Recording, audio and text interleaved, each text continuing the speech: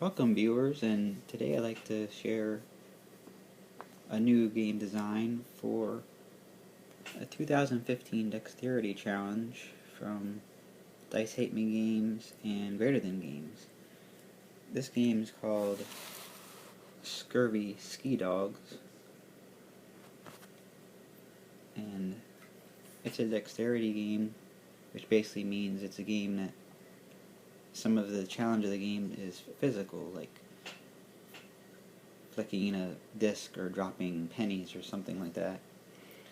And this game is about, I'll show you the rules, is basically one page, with the exception of some alternate play. And it's about two seafaring pirate dogs.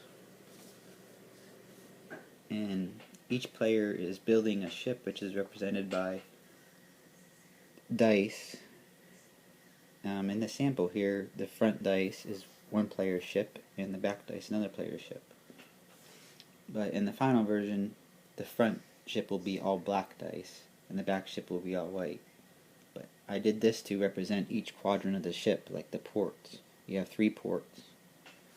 In a normal game, of course, the distance between the firing range here and the ships will be about 5 cards or about a yard.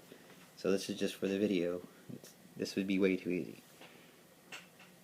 So what you're doing on your turn is you want to set up the game, which is explained in the rules, and you're taking 6 dice and rolling them up to 3 times to get the highest number you can on the dice. So this 1 and 4 and 2 would probably be higher if I actually been rolling them during the game. And each person gets 9 cannonballs, which on your turn is placed behind this firing line and kind of with 1 or 2, 3 fingers if you want, slid across the table trying to get it in the ports here. And one player has the white dog, kind of looks like this, the back of the cards, and the black player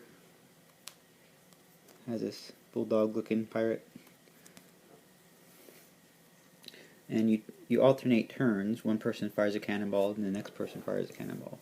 What they do, if you noticed, you're going to shuffle so the numbers will be random. If I would fire this 1 in the center, it would take 1 point off a ship die. I don't know if you can see this. This section of the ship is 6. There's a 4 and 2. So if I made it through the center, I'd have to at least touch the cards behind it, which is called the league cards. I would take 1 off. It can either be off the 2, so this would become a 1, or that 4 would have become a 3. At any time during the game, if both dice get down to 1, like this, it's destroyed. You can't go any lower than that because there's no 0 on a die. But they stay there. Dice are never removed. That's to keep the dice being sturdy, because as you're playing, they might get moved a little bit, and it's the job of the player whose turn is not active to make sure that the dice are always in place after a hit. And after every cannon fire, the person who is not playing also would want to put them to the side so he can go next.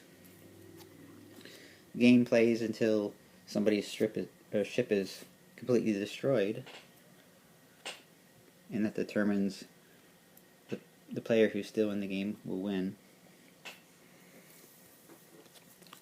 So that's about it to share today for this game called Scurvy SkeeDawgz. Alright, I just want to share quick some of the alternate ways to play the game. This is a different setup which will require a bigger space, but it plays the same as far as shuffling these cards, but you have 3 piles of 3 cannonballs. So on your turn, you can pick from a cannon and fire whichever direction you need to destroy the ship. Another way to play is to add dice to the game, like for example give each player an extra dice in the sections to make the game longer and the ship stronger. And a quicker way, but they're a little hard to find, is to just instead add or use 10-sided die or 15, 20-sided die, whatever, which will also make the ship stronger and the game last a little bit longer.